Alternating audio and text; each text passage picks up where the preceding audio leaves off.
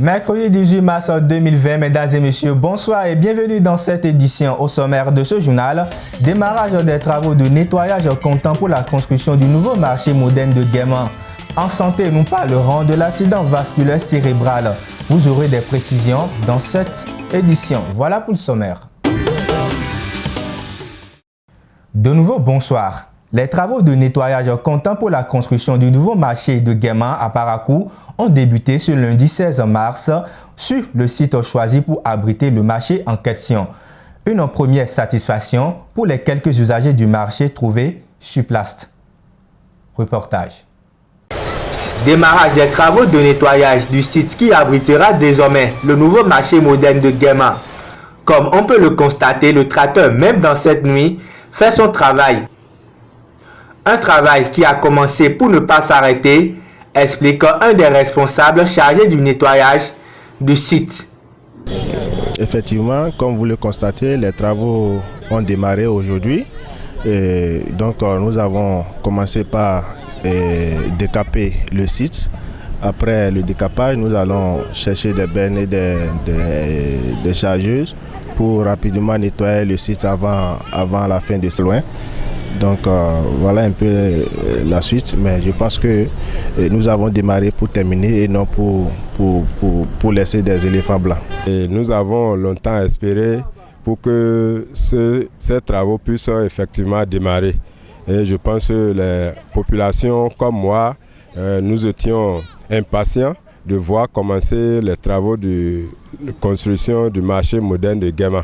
Et c'est avec satisfaction et joie que nous avons accueilli aujourd'hui la machine qui est venue déblayer le terrain. Le démarrage de nettoyage du site devant abriter le nouveau marché de Guéman vient confirmer le désir du chef de l'État, Patrice Talon, à rendre nos marchés compétitifs devant les autres marchés de la sous-région. Culture à présent, le taco, tenue traditionnelle et historique des Batombou. Cette tenue est normalement portée par les membres de la royauté et les princes. Mais aujourd'hui, on constate que tout le monde porte cette tenue à tort et à travers. C'est ce que nous apprend Mariette Kento et Kassen Kesso à travers ce reportage que je vous propose. La tenue communément appelée taco est celle qui révèle l'identité culturelle du Batombou.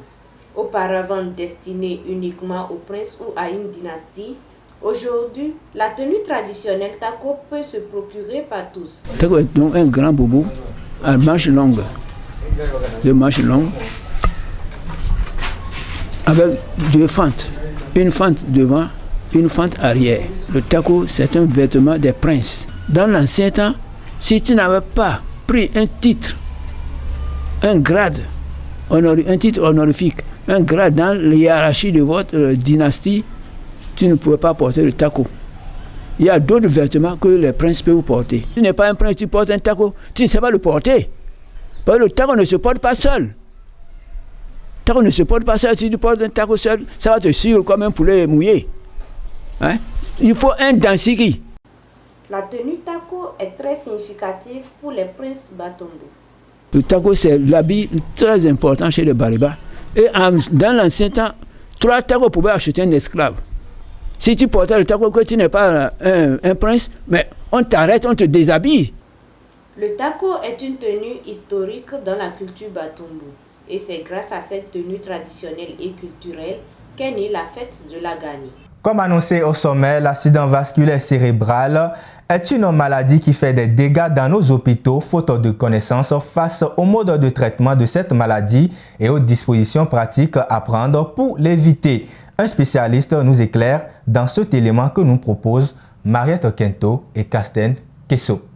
L'AVC, qui est l'abréviation de accident vasculaire cérébral, c'est la survenue brutale et inattendue d'une paralysie d'une partie du corps ou d'un coma.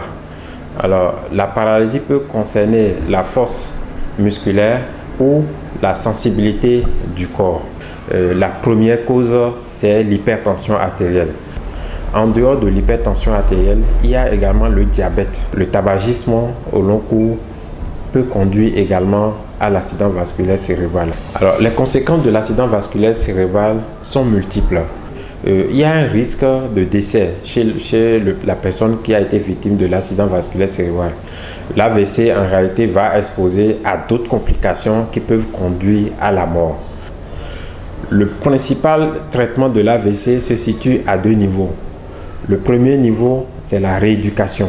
La rééducation, c'est un entraînement à l'exercice physique qui est fait par des spécialistes. Et la deuxième partie, donc, c'est le traitement médicamenteux et l'hygiène de vie. L'ensemble de ces mesures qui vont permettre à l'individu, par l'aide de Dieu, de récupérer totalement ou partiellement. Finissons cette édition en sport, 19e journée de la Vital'or Ligue 1. Dynamo chute dans les dernières minutes du temps réglementaire face à Béké FC de Bembereke sur ses propres installations. Une défaite qui n'arrange pas vraiment les affaires de la formation. Reportage. 19e journée de la Vital'or Ligue 1. Dynamo FC de Parakou tombe à domicile face à Béké FC de Bembereke. Un derby qui a tourné en défaveur de Dynamo. 1-0 au thème de la rencontre. But marqué dans les dernières minutes du temps réglementaire. Dynamo était pourtant dans une phase de domination dès son retour des vestiaires en deuxième partie. Sur une erreur défensive, Mama Souraka récupère le ballon et fait la passe qui occasionne l'unique but de la rencontre. Désolation et tristesse pour le coach de Dynamo FC. Disons que c'est la chance qui n'est pas de notre côté. Sinon on a eu des occasions pour pouvoir tuer le match dès le début du match. Satisfaction pour le coach de Béké FC de Bembereke. Je ne suis pas du tout content de la performance de mes poulains. Et par rapport au match que nous avons fait la dernière fois contre Dragon, c'était bien joué. Aujourd'hui, ça n'a pas bien joué, mais ça a gagné. C'est le championnat. Le classement provisoire de la Vital'or Ligue 1 place provisoirement Ayema FC en tête du championnat avec 36 points. Esaü vient en deuxième position avec 35 points. Buffle est toujours troisième, mais avec 30 points.